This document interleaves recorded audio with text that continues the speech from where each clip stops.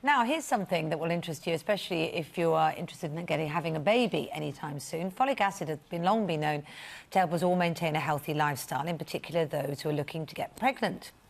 Well, the British Pregnancy Advisory Service is calling on health ministers to fortify our flour with the essential vitamin, saying that it could prevent 1,000 pregnancies being affected by serious defects each year in the UK.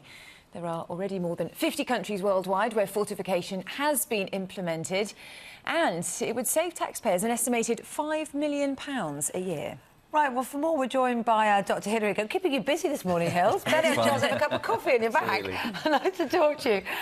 So, look, folic acid, we know is useful to take when pregnant. I think perhaps the message that hasn't been getting through is you have to take it before you even think of getting pregnant. It's absolutely vital because it's the formation of the neural tube in the baby that's the spinal cord and brain. It's that tube which surrounds those sensitive structures, which forms in the very early stages of pregnancy. So if you haven't got enough folic acid on board at that point, you run the risk of your baby being affected by those very serious disorders. By the time you know you're having a baby, it's probably too late.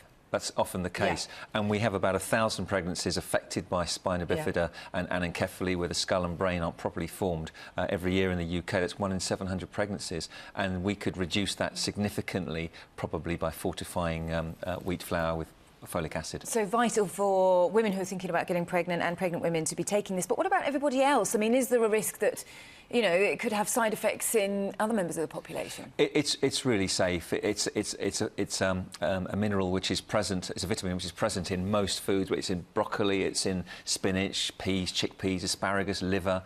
We already fortify cereals with folic acid. Very safe in large doses, but we're only talking about 0.2 milligrams a day. That's the recommended amount, but double that for a pregnant woman. Yes, so because that's one of the things. I remember you and I talking a few months back. There was a report, wasn't there, that suggested various vitamins you take as supplements, vitamin B12 and folic acid, could increase risks of cancer, but you say that's not the case, actually. Not in the sort of amounts we're talking about when you fortify wheat flour. We're not talking about anything but with any implications. But if you could overdose if you're taking supplements as well? Well, if I think you're taking supplements as well, always be advised to look at your diet and be advised by a healthcare professional if you're taking supplements of any kind. But I think it's a bit of a no-brainer, and there's kind of 50 other countries are doing this. We already fortify wheat flour with calcium, with iron, with B-group vitamins. Folic acid in there would really help with this situation of spina bifida and anencephaly. It seems strange, doesn't it, that it's taken so long to come about, because this was recommended quite some time ago. Yes, I mean, there have been objections to adding anything to foods. There's the objections about fluoride, there's objections to adding that to the water supply. So it has to be tempered against what we actually see epidemiologically. But I think the evidence is overwhelmingly that young British women, who are the ones likely to have babies, are low in folic acid. If you look at their folic acid levels, they're on the low side compared to the rest of Europe, and that's one of the reasons why we're seeing so many of these birth defects. And we can change that. Can you? And the body can't store it. You need to have it every day.